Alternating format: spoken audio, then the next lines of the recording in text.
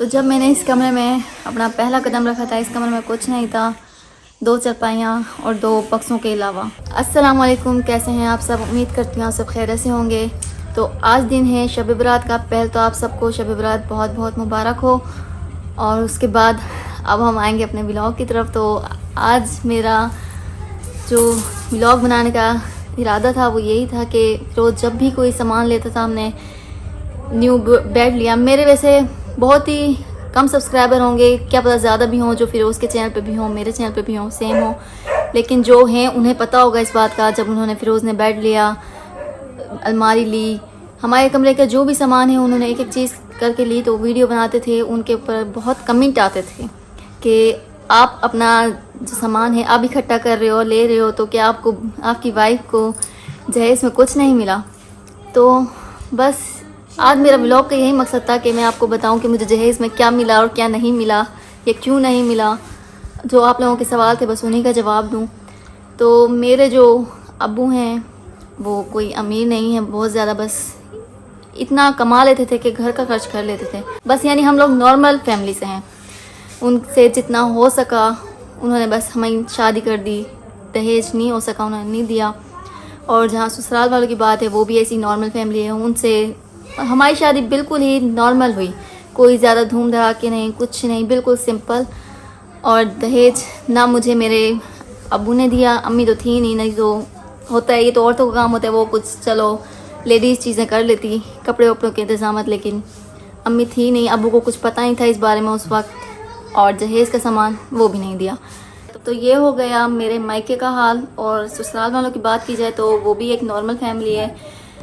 फिरोज़ अब माशाल्लाह से अच्छा कमाते हैं, तो हमारे कुछ हालात सही हो गए हैं, लेकिन पहले तो बस मेरे ससुर जी कमाते थे, फिरोज़ का कोई ज़्यादा काम नहीं था जब मेरी शादी हुई, तो इसीलिए मेरे ससुराल वालों की तरफ से भी ज़्यादा कुछ नहीं था। जब मैं यहाँ आई तो मुझे सिर्फ एक रूम मिला, जो कि एक रूम तो अभी भी यही है आपके सामने है, और उसके साथ हमारी होती थी यहाँ पे 2 चारपाई, जहाँ पे बेड है यहाँ पे 2 चारपाइयाँ होती थी, और 2 छोटे छोटे बैग्स थे जिसमें मैं कपड़े रखा करती थी, बस। इसके अलावा कुछ नहीं मिला। मेरा पूरा कमरा खाली था। आप लोगों को पिक्स भी नज़र आ रही होगी कि किस तरह से मेरी पुरानी कमरे की तस्वीर है, किस तरह से नज़र आता था। लेकिन आहिस्ता आहिस्ता हम लोगों ने सोचा कि ऐसे तो कुछ नहीं होगा, हमें खुद ही कुछ करना पड़ेगा। कहते हैं ना, अल्लाह मियाँ उसी को देता है जो खुद अपने हाथ पाँव मारते हैं, चलाता है, काम करता है। तो फिर हम दोनों मियाँ, तो हमारे घर के हालात ऐसे थे कि हम सिर्फ घर का खर्चा पूरा कर सकते थे, अब्बू और फिरोज़ मिल के, और छोटी मोटी ज़रूरियात भी हमारी ज़्यादातर कंप्लीट नहीं होती थी। तो फिरोज़ ने यूट्यूब चैनल बनाया, उसने सोचा कि चलो यहाँ से कुछ मेहनत करके अर्निंग की जाए। लेकिन फिर फिरोज़ ने कहा हम दोनों इकट्ठे बनाते हैं, यानी हम दोनों मियाँ बीवी। फिरोज़ ने फिर मेरी भी वीडियो बनाई, मुझे अपनी इकट्ठे वीडियो में ले आए।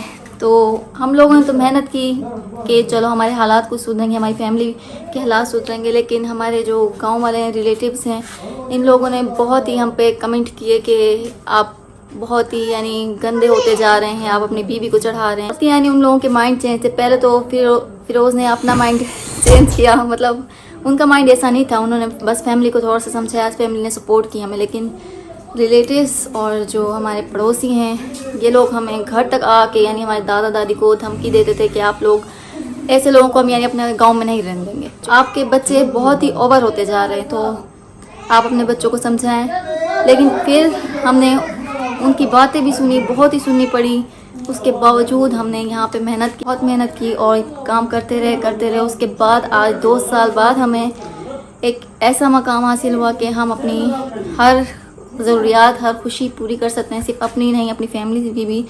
माशाल्लाह से आज हमें अल्लाह ने बहुत दिया है। तो आज भी मुझे याद है कि 2 साल पहले जब मेरी हानिया इस दुनिया में आई थी, तो उस वक्त हमारे हालात बहुत ही ख़राब थे। जो हमारे हॉस्पिटल्स के चार्जेस थे, दवाई वगैरह, यानी सब का जो ख़र्चा था वो हमने कुछ लोगों से उधार लिया था और कुछ बैंक के ज़रिए हमने लोन लिया था, क्योंकि ये डिलीवरी वगैरह इसमें भी बहुत पैसा लग जाता है। हमारी इतनी हैसियत भी नहीं थी कि हम अपने इस तरह के खर्चे कर सकें, मतलब जो दवाई वगैरह होते हैं ये भी हमारे लिए लेना बहुत मुश्किल था। बस आज अल्लाह का शुक्र है और आप लोगों का बहुत बहुत शुक्र है, आप लोगों ने हमें सपोर्ट किया वो तो अभी लाइट भी चली गई और मेरी वीडियो भी कंप्लीट नहीं हुई, लेकिन मैं ऐसे ही कंप्लीट करूँगी क्योंकि अब लाइट का तो कोई भरोसा नहीं कर पाएगी। तो जब मैंने इस कमरे में अपना पहला कदम रखा था, इस कमरे में कुछ नहीं था, 2 चारपाइयाँ और 2 बक्सों के अलावा कपड़े वगैरह हर चीज़ हमने खुद ख़रीदी। मेरी कुछ सासू मम्मी ने लेके दी, कुछ 1-2 सूट मैके वालों ने, ज़्यादातर फिरोज़ ने। बस उसके बाद हम एक एक चीज़ करके लेते रहे। जैसे हमें कामयाबी मिलती रही वैसे ही हम लेते रहे। हर महीने अपनी पेमेंट पे एक चीज़ ले ली, फिर नेक्स्ट मंथ एक चीज़ ले ली, और आज माशाल्लाह से हम जो चीज़ लेना चाहें अभी भी ले सकते हैं। हमारा कमरा लेकिन इतना फुल हो गया है कि हमारे कमरे में अब जगह नहीं है। मैं आपको दिखाती हूँ हमारे कमरे में कौन कौन सी चीज़ें हैं जो हमारा कमरा इतना फुल है। छोटा सा एक तो मेरा कमरा है, इतना बड़ा भी नहीं है। उसमें पहले हमने ये बेड लिया, चरपाइयों की जगह यहाँ चरपाइयाँ पहले हुआ करती थी। उसके बाद नेक्स्ट चीज़ हमने अलमारी ली, क्योंकि जो मेरे बैग्स थे वो हानिया भी थी आखिर, फिर 2 हम थे, हमारे कपड़े कुछ ज़्यादा ही थे तो वो बैग्स में कम नहीं आते थे। तो हमने सोचा अलमारी इम्पोर्टेंट है, अलमारी ली। और फिर उसके बाद हमने एक इस्त्री स्टैंड लिया। बस ऐसे एक एक करके हमने सामान लिए। फिर पिछले महीने हमने लिया LCD, और इस मंथ हमने ली एक AC। अभी भी हम जो चीज़ चाहें ले सकते हैं, क्योंकि मेरे रूम में अभी सोफ़े नहीं है, टेबल्स वगैरह नहीं है। मेरा बहुत दिल करता है कि ऐसी चीज़ें मैं और लूँ, लेकिन परेशान हूँ, मजबूर है कि हमारे रूम्स में अब जगह नहीं है।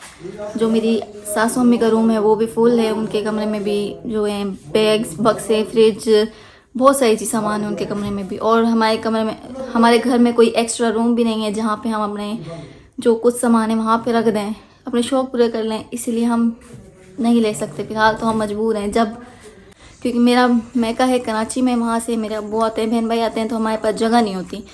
तो पहले हमारा इरादा है हम घर बनवा लेंगे, और घर बनवाने के बाद जो भी हमारे सामान का शौक़ है वहीं पे जाके पूरा करेंगे। तो हमने अपने कमरे में इतना सब कुछ रखा और ये सब कुछ लिया, तो ये सिर्फ़ और सिर्फ आप लोगों की सपोर्ट की वजह से लिया, क्योंकि अगर आप लोग हमें सपोर्ट ना करते हम कहाँ इस लायक थे। तो आप लोगों का बहुत बहुत शुक्रिया कि आप लोगों ने हमें सपोर्ट की। हम अपना घर भी इंशाल्लाह शुरू करवाएंगे, वो भी आप लोगों की सपोर्ट की वजह से। अगर आप लोगों की ऐसी सपोर्ट बनी रही तो इंशाल्लाह मेरा घर जल्दी बन जाएगा। और अभी लाइट भी जा चुकी है, क्योंकि रूम्स वगैरह बंद हैं, बाहर भी गर्मी बहुत है, अंदर हब्स हो गया, मुझे पसीना भी बहुत आ रहा है। हानिया बेचारी यहीं पे खेल रही है, चुप करके बैठी है अंधेरे की वजह से। अब पता नहीं बिजली कब आएगी, क्योंकि यहाँ तो ऐसे ही होता है, कभी बिजली चली वैसे तो जाती नहीं है, लेकिन कभी चली जाती है तो उसका कोई भरोसा नहीं होता, घंटे बाद आएगी या 2 घंटे बाद, लेकिन चलो आ जाएगी। तो इस व्लॉग को मैं यहीं पे करती हूँ ख़त्म। उम्मीद करती हूँ कि आपको मेरा आज का व्लॉग पसंद आया होगा। अगर पसंद आया तो प्लीज़ मेरे चैनल को सब्सक्राइब करें और कमेंट में ज़रूर बताएं। तो कल मिलेंगे नेक्स्ट वीडियो में, तब तक के लिए अल्लाह हाफिज़।